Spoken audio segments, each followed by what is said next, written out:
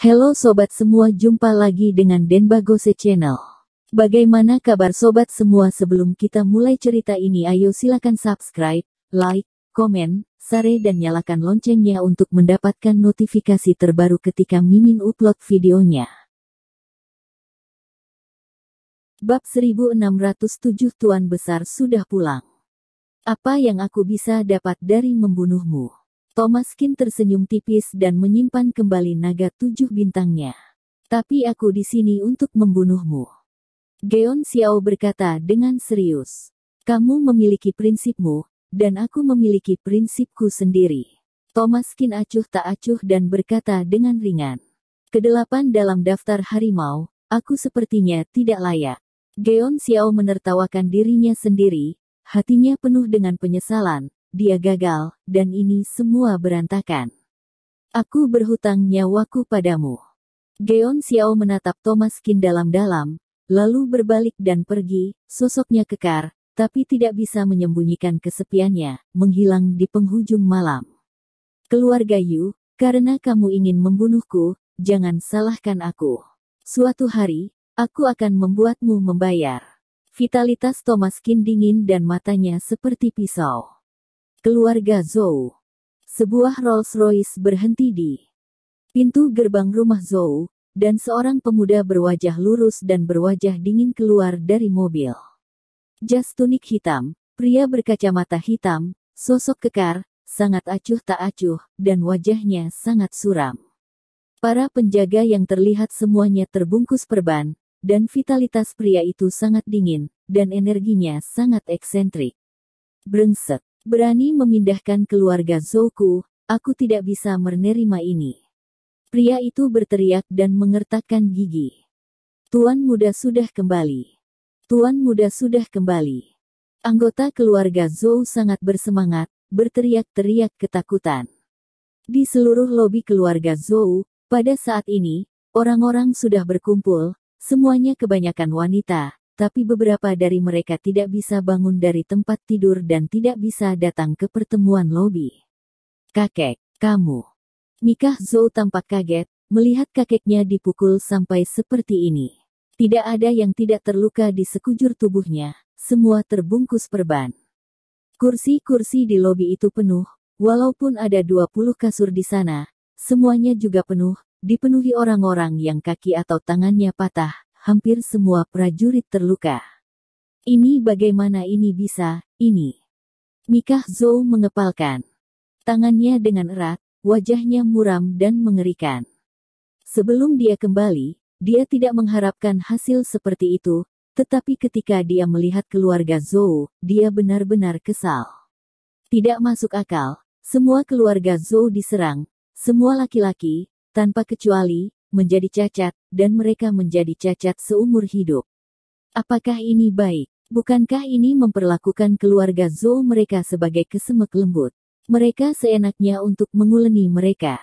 Mikah Zhou tidak pernah semarah seperti ini sekarang, dan dia mendengar bahwa Mixon Zhou sudah meninggal. Itu adalah teman bermain terbaiknya sejak dia masih kecil.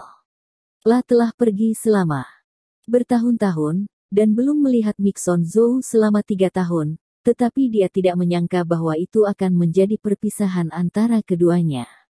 Di masa lalu, beribu perasaan muncul di dalamnya, saat ini dia hanya ingin membunuh pembunuh Mixon dengan sayatan 1000 pedang.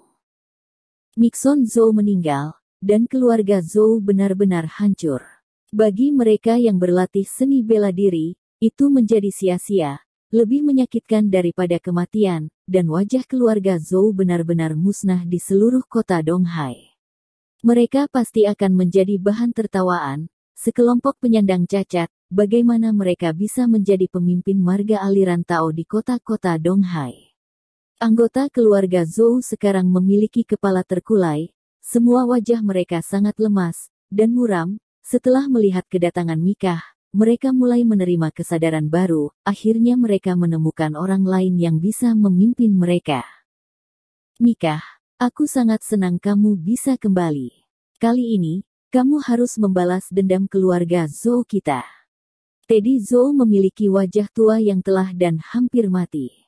Kali ini, Kejadian itu telah memukulnya terlalu banyak dan mengisi hatinya dengan keputusasaan.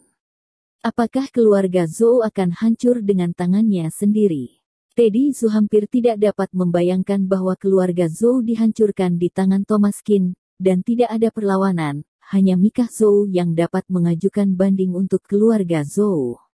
Kakek, jangan khawatir, tidak peduli siapa dia, aku akan membiarkan dia mati tanpa tempat untuk menguburkannya. Aku berjanji padamu, ini semua akan dibayar dengan darah, dan penghinaan terhadap keluarga Zhou kita akan terbayar. Olehnya, aku ingin dia bertahan, bukan mati. Bab 1608 Keluarga Zhou terguncang. Mikah, akhirnya kamu kembali. Sekarang keluarga Zhou kami akhirnya akan diselamatkan. Lihatlah kami dipukuli oleh bajingan itu, sampai malu bahkan untuk pulang. Artinya, balas dendam ini pokoknya akan kita balas. Martabat keluarga Zhou kita, yang mulia keluarga-keluarga Budo, semuanya telah dikalahkan. Mikah, lihatlah. Tidak ada dari kita yang bisa berdiri lagi. Kita semua telah menjadi cacat. Thomas Qin ini terlalu kejam. Apakah keluarga Zhou kita memprovokasi dia? Bahkan berkata bahwa ia penuh belas kasih, makanya tidak jadi membunuh kita semua. Bisa-bisanya dia sangat sombong. Sayang sekali tidak ada dari kita yang menjadi lawannya. Kita semua ditebas olehnya. Yang paling menyedihkan adalah anak ini, Mixon, yang baru berusia 20-an, telah dibunuh oleh Thomas Qin. Kamu belum pernah melihat betapa menyedihkannya cara Mixon meninggal, dan otaknya diledakkan hingga meledak.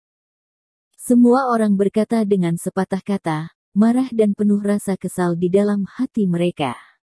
Setiap orang di keluarga Zhou dipenuhi dengan kemarahan. Walaupun mereka mencabik-cabik Thomas Qin menjadi 5 bagian, itu pun mungkin tidak dapat menyelesaikan amarah mereka. Sekarang mereka akhirnya punya seorang tulang punggung. Kegembiraan di hati mereka tidak bisa diungkapkan dengan kata-kata, hanya Mikah Zhou yang bisa membalas dendam. Mikah Zhou adalah orang pertama di keluarga Zhou, meskipun usianya masih muda, status dan kekuatannya sudah tidak sebanding dengan keluarga Zhou. Mikah Zhou akan datang hari ini hanya untuk membalaskan semuanya. Cukup. Mikah Zhou meringis pelan, semua langsung terdiam. Saat ini, Mikah Zhou diselubungi oleh amarah. Kematian Mixon Zhou dan kesedihan keluarga Zhou semuanya menyakiti hatinya. Hari ini, dia akan membunuh Thomas Qin. Kakek, jangan khawatir, aku pasti tidak akan membiarkan keluarga Zhou menderita dengan sia-sia. Serahkan sisanya padaku. Mikah Zhou berkata dengan sungguh-sungguh. Oke, bagus. Cucuku sudah menjanjikan semua ini. Kematian Mixon disaksikan oleh seluruh keluarga Zhou, tetapi tidak ada yang bisa kami lakukan. Sekarang setelah kamu kembali, kami akhirnya memiliki secercah harapan. Vitalitas Teddy Zhou terlihat jelas, dan ia telah menjadi orang yang tidak berguna. Ketenarannya di kehidupan dahulunya yang tersebar di kota-kota Donghai. Tanpa diduga, ketika ia tidak dikenal di tahun-tahun berikutnya, ia malah akan ditangkap oleh seorang anak seperti Thomas Qin. Bagi Teddy Zhou, tekanan saripati dan vitalitas jauh lebih besar daripada tekanan tubuh. Tidak bisa kehilangan malu kepada orang ini, di keluarga Budo di kota Donghai, ini sangat memalukan. Ini tidak baik, tidak baik. Saat ini, ada teriakan seru di pintu. Dalam kepanikan, tidak bisakah kamu memberitahuku sesuatu? Apakah kamu tidak melihat Tuan Besar sudah kembali? Teddy Zhou mengerutkan kening. Tuan Besar. Penjaga itu mengangguk berulang kali, vitalitasnya dipenuhi oleh kekaguman. Ada apa? Bicarakanlah. Kata Mikah Zhou. Keluarga Ye, orang-orang dari keluarga Ye terbunuh. Penjaga itu dengan cepat berkata. Wei Hao. Teddy Zhou tampak terkejut. Fredo Ye, tuan muda jenius dari keluarga Ye, juga dibunuh oleh Thomas Qin, dan sekarang seluruh keluarga Ye sedang marah. Aku juga tidak sabar untuk menghancurkan mayat Thomas Qin. Penjaga itu panik. Thomaskin benar-benar sekejam seperti yang kamu katakan. Saat itu, aku menang melawan Fredo Ye dan itu membutuhkan sedikit perjuangan. Tampaknya Thomaskin benar-benar tidak mudah untuk dikalahkan.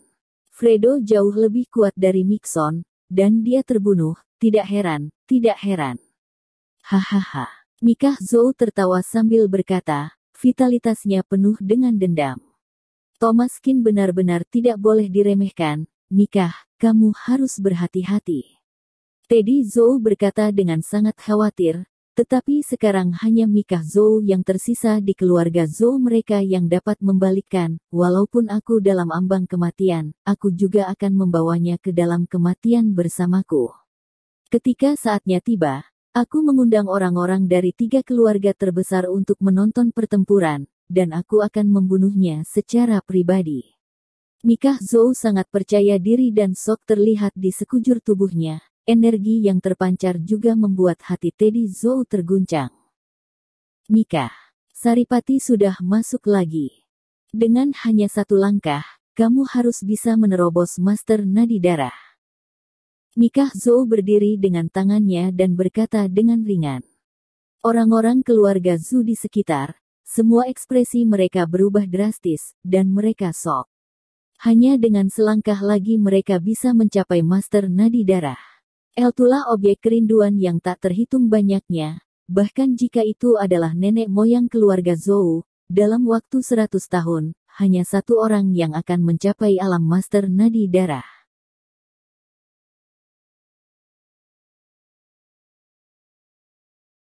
Bersambung. Terima kasih kepada kalian yang telah menonton video ini. Jangan lupa tekan tombol subscribe-nya dan nyalakan notifikasinya untuk mendapatkan video-video seru lainnya dari channel